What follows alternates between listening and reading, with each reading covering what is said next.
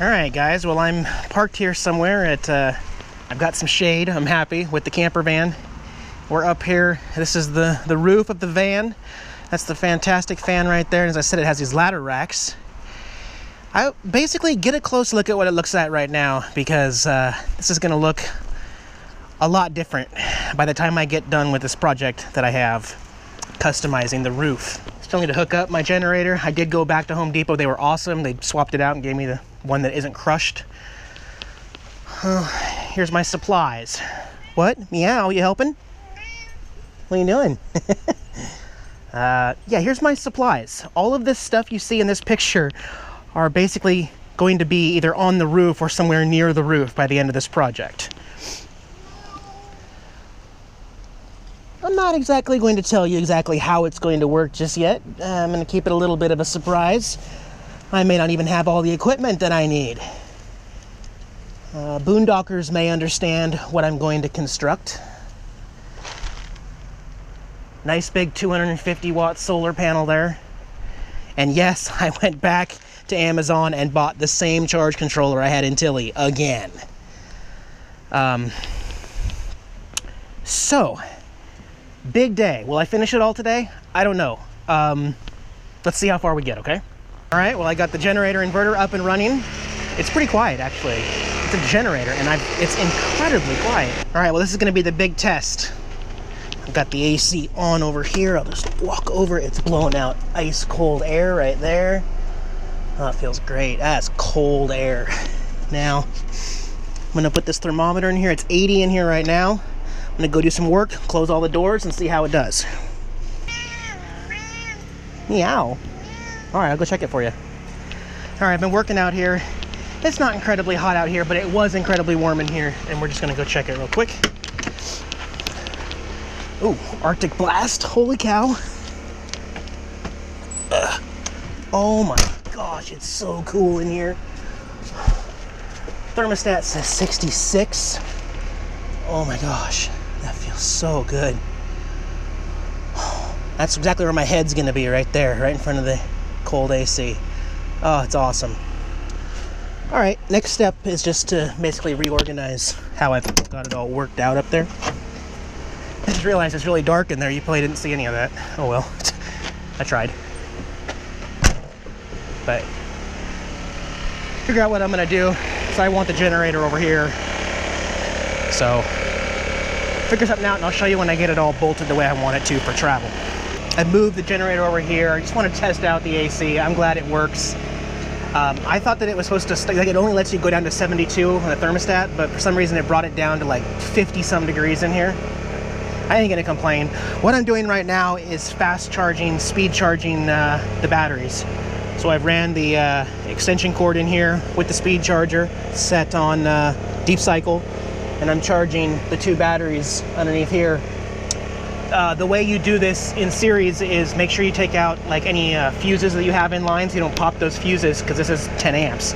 And then if you're running multiple batteries, you simply place one on the negative of one battery and the other on the positive of the other battery. That way you're continuing the circuit. Basically, the way to explain it is like the batteries that are in a flashlight. You put them in the same direction so that the plus of one is hitting the minus of the other. In order to make that circuit work, you go from the top of this battery to the bottom of this battery on the outside. So we're basically going from the outside to charge up these batteries. And yeah, we'll just let that go for a little bit.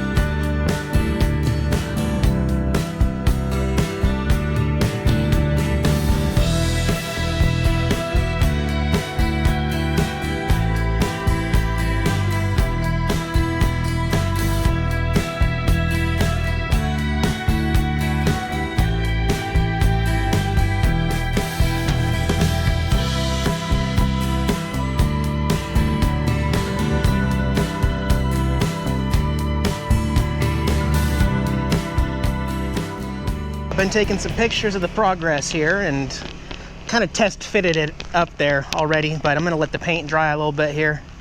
Got it black so that it'll heat the water a lot more. I'm gonna have to do like probably 3 layers or so with it, but that's fine. Got to get a couple more fittings to finish it off because this will be my fill port here. I'm also going to have to make sure that I get the van level so that I can make sure I have about 2 to 3 degrees difference with the back. In other words, you know, that way when I'm feeding it and it's being gravity fed, it naturally goes to the back where the spout's going to be. So yeah. All right, guys, well, I just started taking it apart a little more just to, you know, fine tune a few more things. I got me an all-purpose 100% silicone waterproof, and then I got this guy. I went in here and siliconed up the nut inside there and the outside spot here. You kind of have to remember, this is not going to be like park PSI, you know, level pressure. This is just going to be gravity fed, you know, 2 to 3 PSI probably. But again, I do want to make sure it's sealed, and so we'll let that cure overnight here. Grab the other pieces I need tomorrow at the hardware store, put this back together, find a way to mount it on the roof, and there we go. All right. Well, I've got silicone along the threads inside here, the same silicone on the threads here. I'm going to put it in here, tighten it all up, let it cure overnight, same thing as the rest of it.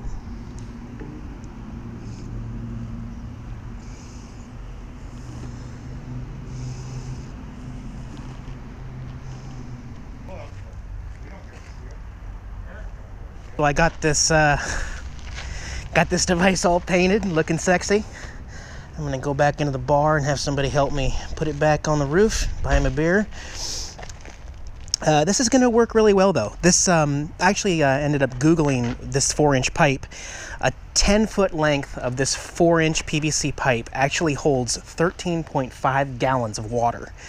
Well, plus a little more actually, because I've got the coupler extensions right here, so I would probably say I've got about 15 gallons of water that are going to be discreetly stored on top of my camper van, and for all intents and purposes it's pretty much going to look like it's a contractor, except for the actual spigot right here, but people overlook that, no biggie.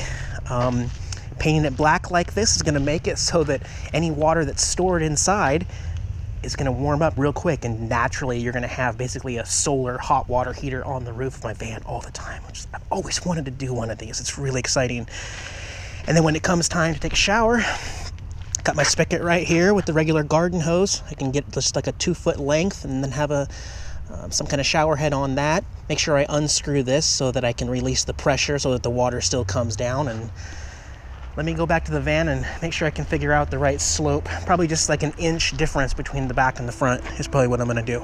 But don't know if I'm gonna get to it all today, but we'll see.